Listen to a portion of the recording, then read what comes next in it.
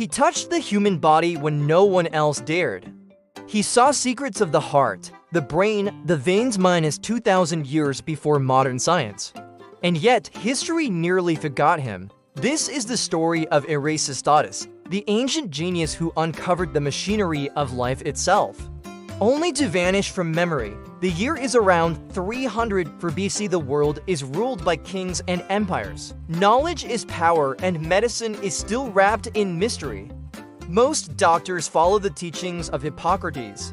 Illness, they say, is caused by imbalances of the four humors: blood, phlegm, yellow bile, and black bile. No one truly understands what lies inside the human body.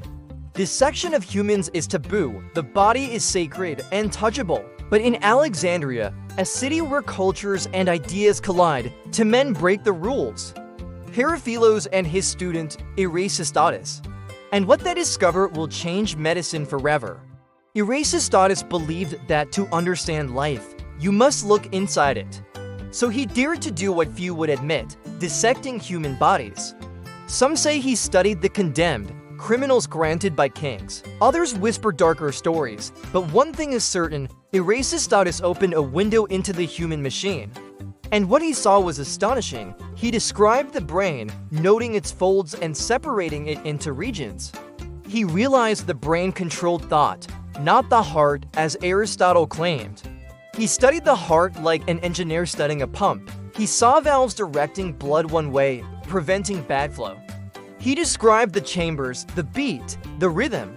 He traced the nerves from the brain and spinal cord, realizing they carried signals to muscles. He didn't know about electricity, but he sensed these were the body's wires. He studied the veins and arteries, noticing differences. He thought arteries carried air, pneuma, while veins carried blood. Not quite correct, but astonishingly close to the truth. And all of this, 2,300 years ago. Erasistratus's reputation grew. Kings summoned him. Patients whispered his name. One story tells of King Seleucus' son, who fell gravely ill. Doctors failed, the prince wasted away, pale and weak. But Erasistatus noticed something no one else dared. Whenever the prince's stepmother entered the room, his pulse quickened, his face flushed. Erasistatus realized the truth. The young man wasn't dying of sickness. He was lovesick, consumed by forbidden desire. The diagnosis saved him and won Erasistatus legendary fame. He wasn't just a physician, he was a detective of the human body. But here's the suspenseful twist: despite his brilliance, Erasistratus's work nearly disappeared. Why? Because history is cruel to rebels. His daring dissections horrified many. Later doctors erased his name, dismissing him as reckless. Others copied his discoveries without credit. And so for centuries, Erasistatus became a ghost. His writings are lost. His name is a faint echo in dusty manuscripts. Yet his influence lingered. Later scientists built on his foundations. Galen, centuries later, used his ideas, even while mocking him. Renaissance doctors rediscovered anatomy, unknowingly walking in Erasistratus's footsteps.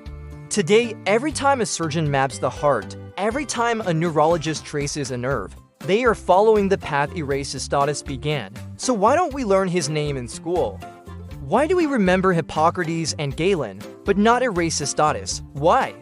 Maybe because his discoveries were too bold for his time. Maybe because history prefers safe heroes, not rule breakers. Or maybe because sometimes the brightest minds burn in silence, their light hidden until someone rediscovers it. And though history tried to bury him, his fingerprints remain on every heartbeat we study, every nerve we trace, every life medicine saves. Next time you hear the word physiology, remember Erasistatus, the forgotten genius who first mapped the human machine. And if you love uncovering hidden stories like this of scientists, rebels, and truth seekers erased by history, hit that like button, share this video, and subscribe to the channel. Because there are so many more forgotten geniuses waiting to be remembered.